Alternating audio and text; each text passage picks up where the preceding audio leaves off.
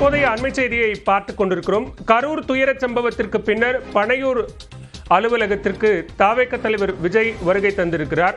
அதே நேரத்தில் சிறையிலிருந்து வெளிவந்த கரூர் மாவட்ட செயலாளர் மதியழகன் மற்றும் பவுன்ராஜ் உள்ளிட்டோரும் விஜயை சந்தித்திருக்கிறார்கள். இது தொடர்பான கூடுதல் விவரங்களோடு இணைகிறார் செய்தியாளர் வினோத். விவரங்கள். பாலவேல், கடந்த மாதம் 27ஆம் தேதி தமிழக வெற்றி கழகத்தின் தலைவர் விஜய் கரூர் மாவட்டத்தில் வேலுச்சாமிபுரத்தில் பரப்புரை மேற்கொண்டார்.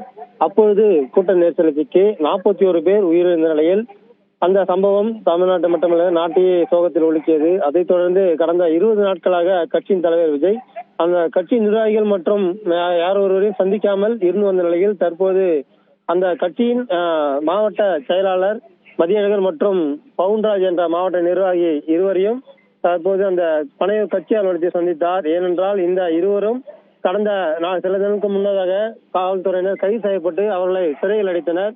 இன்று காலை தான் சிறையிலிருந்து இருவரும் வெளியே வந்த நிலையில் தற்போது அவர்கள் இரு குடும்பத்தினரும் இந்த பனையூர் அலுவலகத்திற்கு வருகை தந்து கட்சியின் தலைவர் விஜயை நேரில் சந்தித்து அவர்களிடம் பேசினார்கள். என்னென்ன நடந்தது, எப்படி சிறையில் என்ன நடந்தது என்றெல்லாம் விவரித்து விஜய் கேட்டறிந்து அவர்கள் குடும்பத்திற்கும் ஆறுதல் கூறினார். என்னால் நேரில் வர முடியவில்லை, மன்னித்துக் கொள்ளுங்கள் என்றெல்லாம் அவர்கள் கேட்டதாகவும் கருத்தானது தெரிய வந்தது, தகவலானது.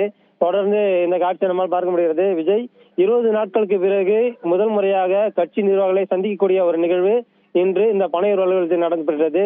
கரூர் சம்பவத்தை தொடர்ந்து அவருடைய வீட்டிலிருந்து பட்டினப்பாக்கம் இல்லத்திற்கு சென்று வந்த விஜய் இன்றுதான் முதல் முறையாக அவர்கள் வீட்டிலிருந்து பனையூர் கட்சி அலுவலகத்திற்கு வருகை தந்து அந்த சிறையில் சென்று வெளியே வந்த மாவட்ட செயலாளர் மற்றும் நகர பொறுப்பாளர் இருவரின் குடும்பத்தையும் சந்தித்து ஆறுதல் கூறினார். பாலவேல், விவரங்களுக்கு நன்றி வினோத்.